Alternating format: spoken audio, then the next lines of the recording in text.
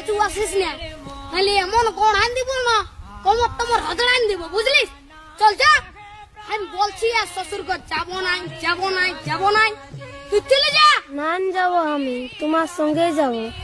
নাই দেবো আমি তোমার তাই দেবো, হ্যাঁ বলে দিচ্ছি, আমার পেছু পেছু আর আসিস না, নাহলে এমন কোন আন দিব না। কি বলছি ও দাদা, তোর বউ আছে? হ্যাঁ নাই গো কেন? ওই জন্যই শান্তি হিরোর রকম ঘুরে বলছিস।